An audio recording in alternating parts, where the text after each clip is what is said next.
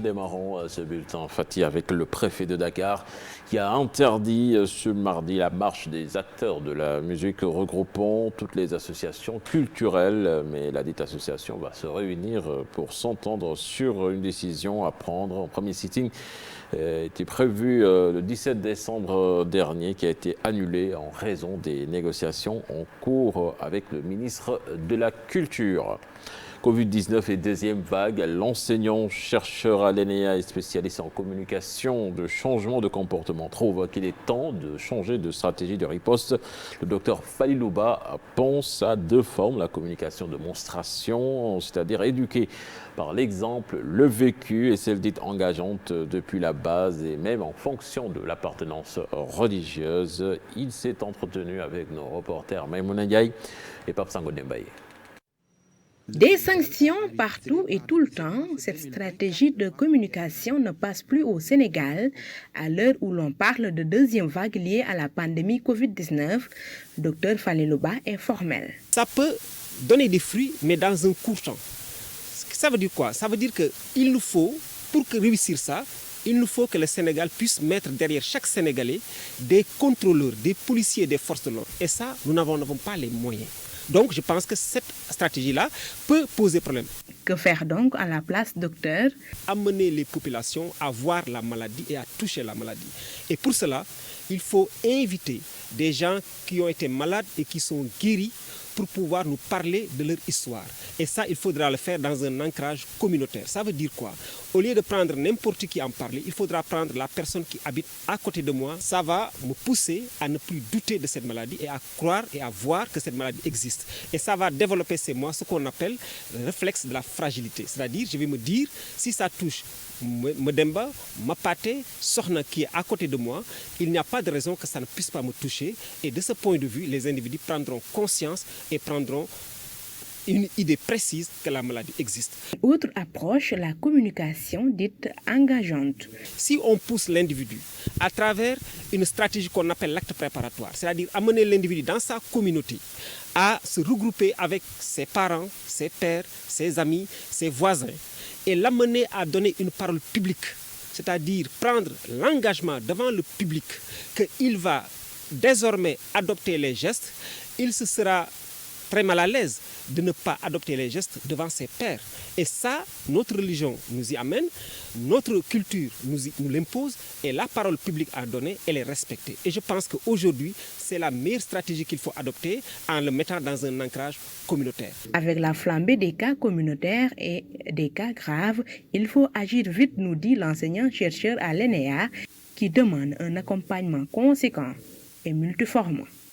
Le vote de la loi d'habilitation prévue par les parlementaires qualifiés de recul démocratique, c'est du moins l'avis de l'ancien apériste Moustapha Diakhaté et de l'activiste Guy Marius Sagna. Ils soutiennent que le chef de l'État veut museler ce périmètre de contestation. Ce sujet signé Fall et Ahmadouba. La nouvelle loi d'habilitation qui permettra au chef de l'État de légiférer par ordonnance, révélée par la presse nationale, mais l'ancien président du groupe parlementaire Benno Bokk Yakaar dans tous ses États, Moustapha Diakhaté estime que cela est antidémocratique. On connaît des pays autres que le Sénégal, on rencontre le même problème, malgré tout les institutions continuent à fonctionner. D'autant plus que le président dispose d'une majorité écrasante à l'Assemblée nationale, il ne rencontrera aucune difficulté à faire passer ces lois. Pour moi, vraiment, donner au président de la République une loi qui l'habilite à se substituer à l'Assemblée nationale pour agir, de mon point de vue, c'est antidémocratique et c'est un recul qui, de mon point de vue, doit être combattu. Pour lui, cela ne peut en aucun cas freiner la contestation populaire. Une perte de temps. Tant qu'il y aura des colères, il y aura des manifestations de colère. Soit que l'intelligence, l'ingéniosité pour un pouvoir, c'est de trouver des réponses aux problèmes des Sénégalais. Et non à réprimer ceux qui luttent. Une contestation populaire que nul ne peut arrêter selon Guy Marius Sagna, l'activiste de déclarer que rien ne peut les intimider. Nous pensons que cette loi d'habilitation n'a qu'un seul objet, de museler les contestataires, de museler les résistants à la politique antinationale de la patrie de Macky Sall. Je crois que c'est peine perdue. C'est peine perdue de vouloir nous museler parce qu'aujourd'hui, le peuple sénégalais est fatigué. Nous allons nous préparer en conséquence et nous invitons tous les citoyens sénégalais à se dresser contre l'inacceptable. D'après la presse sénégalaise, les députés ont été saisis pour modifier ou retoucher le texte en ses articles 24 et 25, lesquels vont permettre au président Macky Sall d'instaurer un couvre-feu quand ça lui chantera. Et puis toujours à propos de cette loi, Maître Abdoulaye Tine juge illégale la modification de l'article 69 de la Constitution qui soutient que le président n'a pas le droit de restreindre la liberté des Sénégalais. Maître Pape Tine, lui de son côté, soutient que la nouvelle vague de contamination de Covid-19 peut justifier ce projet de loi d'habilitation. Un sujet signé par Faraning et Mohamed Dia. Une loi inopportune et illégale pour Maître Abdoulaye Tine modifier l'article 69 de la Constitution est une véritable régression démocratique. Il va falloir une réforme constitutionnelle, c'est-à-dire modifier déjà cette disposition de l'article 69. Ça poserait un véritable problème, un problème de démocratie, parce que l'âme de la démocratie, c'est le contrôle. Pourquoi on a voulu limiter à cette période de 12 jours? Parce que c'est une mesure attentatoire aux libertés et qui a des conséquences sur les libertés publiques et les libertés individuelles. Et c'est parce que les conséquences sont lourdes sur notre vie.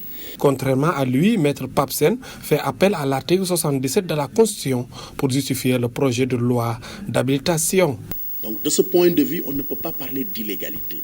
Parce que c'est la Constitution qui prévoit, comme je l'ai dit en son acte 77, la possibilité de donner au président de la République, par une habilitation, des pleins pouvoirs pour pouvoir prendre un certain nombre de mesures par ordonnance. Ça, c'est la loi constitutionnelle qui le dit. Maintenant, la loi constitutionnelle stipule que cette loi d'habilitation doit être circonscrite dans le temps. De tout faire pour prendre des mesures qui concilient cette riposte et le respect des libertés individuelles. Si Maître Tine dit clairement en période de crise, on ne change pas les règles, son homologue Maître Sène estime que la seconde vague du coronavirus oblige. Il y a une interdiction de modifier la Constitution en période d'exception.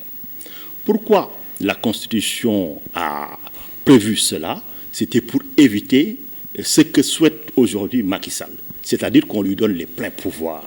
C'est-à-dire qu'en période de crise, quelle que soit l'envergure de la crise, le Parlement des amis dessaisi, il doit continuer à exercer son contrôle. Donc c'est la seconde vague aujourd'hui qui explique peut-être le choix d'aller vers une nouvelle loi d'habilitation donc dans notre pays, comme je l'ai dit, pour faire face aux besoins d'ordre économique, aux besoins d'ordre sanitaire, social, mais également aux besoins d'ordre budgétaire, parce qu'il s'agit un peu de renforcer la riposte contre la pandémie de la Covid-19.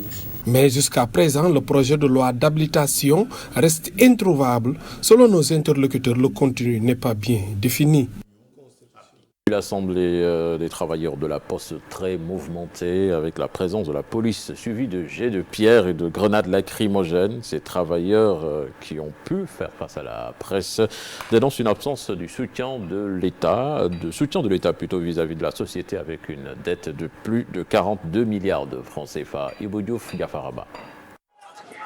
Il y avait du désordre, des jets de pierre, du gaz lacrymogène. Devant la Poste, l'atmosphère était tendue. L'Assemblée générale des travailleurs de cette société nationale n'a pas été au repos. Une assemblée générale, une simple assemblée générale, pour dire ce qui se passe ici à la Poste, où plus de 4600 emplois sont menacés. Ailleurs, des centaines et des centaines de milliers de travailleurs sont menacés. Pour dire cela, on nous agresse dans nos droits. Faire usage de la liberté d'expression et syndicale pour exposer les difficultés que traverse la Poste, mais c'est sans compter avec le veto de la police. En termes de rémunération du service public, ce montant dérisoire qu'ils nous ont payé depuis 25 ans, ils ont accepté en 2013 de le porter à 6 744 millions, étant entendu que les calculs faits par notre système de comptabilité analytique font état de 11 500 millions par an. Mais au lieu de payer cela, l'État a des arriérés d'environ 20 milliards à titre de rémunération du service public. La Poste, déjà affectée par la révolution technique, doit faire face à d'autres difficultés. L'État a compris que la Poste doit être accompagnée, mais ici, on veut mettre à mort cette entreprise-là. Les 4300 pères et mères de famille que nous sommes n'accepteront pas que cette forfaiture-là passe.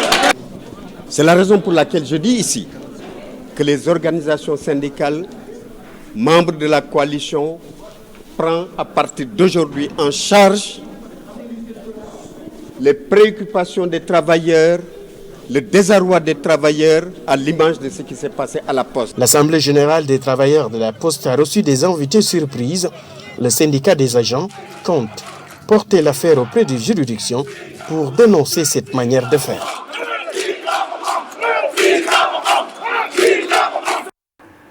Et puis les lutteurs qui réclament avec véhémence l'ouverture de la saison face à la presse hier, ils ont invité le gouvernement à trouver des solutions pour qu'ils puissent reprendre leurs activités. Ils se disent prêts à respecter le protocole sanitaire. Compte rendu donc de leur conférence de presse signée Habib Faye et Modou Diop. Le monde de la lutte s'ennuie. 10 mois sans activité, les lutteurs alertent. C'est à eux de nous trouver une solution pour qu'on puisse reprendre nos activités, car c'est notre gagne-pain. On pointe du doigt les politiques de ce pays pour qu'ils réagissent, pour qu'ils donnent à la lutte la place qui est la sienne. Nous ne sommes pas les ennemis de l'État, c'est à lui de nous aider. C'est nous qui combattons pour lui. Dans une salle bien remplie, les plaidoiries vont bon train. Les lutteurs n'ont que 30 minutes dans la lutte. Le reste, c'est de la culture. Donc c'est un facteur de développement. C'est à l'État de nous aider. 2h30, 3h30, 4h30. Pour nous aider, il faut trouver du travail aux jeunes. Le gouvernement doit être bien entouré par des gens qui réfléchissent pour le développement du pays. À l'initiative, l'ambassadeur de la non-violence, Boigna 2, invite le gouvernement à l'achat des droits de télévision. Personne n'a entendu les lutteurs parler, bien créer des mouvements d'humeur. Nous sommes restés dans notre coin, continuer notre travail. Mais il est temps qu'on réouvre la lutte pour qu'on puisse reprendre nous aussi nos activités. Si vous nous aidez, vous le faites pour vous-même. Car le mieux pour un gouvernement, c'est de laisser ses empreintes une fois qu'il n'est plus président de la République. Par ailleurs, les lutteurs réclament plus de considération. Sur ce, un protocole sanitaire doit être pris en compte pour permettre une bonne reprise des activités du sport national. Et puis en football, Rotnek Teungueth FC a été tenu en échec hier par le Raja de Casablanca. C'était un match comptant pour le deuxième tour de la Ligue africaine des champions. L'actualité internationale à présent avec vous, Mamadou Fall, direction le Mali avec les autorités de transition qui décrètent l'état d'urgence. Un état d'urgence donc instauré ce week-end, Cheikh Tidiane Diaw, par les autorités de transition pour faire face à la menace du Covid-19 et à la persistance des attaques terroristes. Mais il assure ne pas vouloir restreindre les libertés publiques, notamment des journalistes. Une rencontre sur le sujet a même été organisée pour calmer donc les inquiétudes de la presse. Un chroniqueur radio connu pour son activisme a été arrêté, ainsi des cadres du PMU malien. Au Mali toujours, l'armée accusée de crimes de guerre par un rapport des Nations Unies transmis mi-décembre au Conseil de sécurité. Il est également mentionné dans le rapport que des groupes armés ont également commis des crimes contre l'humanité. Plus de détails avec Abdou Diouf Diagne. D'être la seule, l'armée malienne figure au premier rang des accusés de cette commission qui estime avoir recueilli des motifs raisonnables de croire qu'elle a commis des crimes de guerre selon ce rapport de près de 350 pages. Établie en janvier 2018, cette commission a enquêté sur la période 2012-2018. Elle a remis mi-2020 son rapport au secrétaire général de l'ONU qu'il a transmis la semaine dernière aux 15 membres du Conseil de sécurité. En 2012 et 2013, les forces de sécurité et de défense se sont rendues coupables d'assassinats visant particulièrement des communautés Touareg et Arabes, les associant aux rebelles indépendantistes et groupes djihadistes. Plusieurs signataires de l'accord de paix, dont les ex-rebelles du Mouvement national de libération de l'Azawad et des groupes armés, sont également responsables des crimes de guerre selon la commission. À la différence d'autres rapports, les conclusions de cette commission peuvent constituer une base légale pour de futurs procès. En Centrafrique, une coalition de groupes armés est en mouvement depuis vendredi Direction la capitale Bangui, cela crée une insécurité dans plusieurs régions. Les combats ont repris à 4 jours du scrutin. En France, il faudra être vacciné pour se déplacer ou entrer dans certains lieux. Le gouvernement français propose d'offrir la possibilité au Premier ministre de prendre une telle mesure. Elle figure donc dans un projet de loi déposé lundi, un projet de loi qui fixe un cadre juridique pour gérer la crise sanitaire. À partir du 1er avril, pour l'opposition, cela pourrait rendre le vaccin obligatoire dans certains cas, alors que le gouvernement a promis qu'il ne le serait pas. Une vaccination qui devrait être obligatoire dans certains cas. Un récit signé Mamoudou Moussa Ndiaye. Il fallait rapidement éteindre l'incendie. Le ministre de la Santé, Olivier Véran, a annoncé mardi soir que le projet de loi instaurant un régime pérenne de gestion des urgences sanitaires ne sera finalement pas débattu au Parlement avant plusieurs mois avant d'être sorti de la crise. Il faut de la confiance pour que les Français puissent se faire vacciner librement, a expliqué Olivier Véran, pour justifier le report de ce texte que le gouvernement présente comme une boîte à outils qui permettra d'avoir un cadre juridique durable pour faire face aux futures pandémies alors que l'état d'urgence sanitaire prend fin le 1er avril. Le ministre de la Santé coupe court à la polémique qui a émergé quelques heures après le dépôt du texte en Conseil des ministres lundi.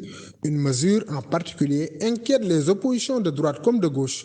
Il est prévu que dans le cadre d'un futur état d'urgence sanitaire, le Premier ministre pourrait avoir la possibilité de subordonner les déplacements des personnes, leur accès aux moyens de transport ou à certains lieux, ainsi que l'exercice de certaines activités à la présentation des résultats d'un test de dépistage, au suivi d'un traitement préventif, y compris à l'administration d'un vaccin ou d'un traitement curatif. Pour le député La République En Marche Sacha Houlier, la disposition polémique ne remet pourtant pas en cause la doctrine sur la vaccination. Je pense qu'il y a une maladresse d'explication autour de ce texte. Le vaccin n'est pas obligatoire, mais pour protéger certains lieux ou certaines professions, on pourrait prévoir qu'il est recommandé de le faire ou qu'il est souhaitable que chacun ait fait un vaccin, encore plus si on doit faire une visite en maison de retraite. Le texte ne sera pas finalement examiné par les députés début 21 comme cela était prévu. Retenez bien, le Conseil national de l'ordre des médecins a porté plainte début décembre contre 6 membres ou 6 médecins dont le professeur Didier Raoul et Christian Perron après des propos jugés controversés sur l'épidémie de Covid-19. Didier Raoul a critiqué la gestion de la crise par les autorités et les conflits d'intérêts dans la recherche internationale sur le traitement du Covid-19. Aux États-Unis, pour terminer, Donald Trump rejette le plan de relance du Congrès, alors que le Sénat et le Congrès ont voté une loi pour débloquer des fonds afin d'aider les ménages américains et les entreprises mises à mal par le coronavirus. Mais Donald Trump n'a pas voulu signer le texte car il réclame plus. C'est tout pour cette page internationale. Cheikh Tidiane Diaw. Merci à vous, Mamadou Fall. Fatih, c'était là la première tasse actu de ce matin. Merci beaucoup, les gars, Mamadou Fall et Cheikh Tidiane Diaw, pour cette première tasse actu qui, comme d'habitude, a été très digeste. Tout de suite, retrouvons Mortala Gueye pour la revue des titres.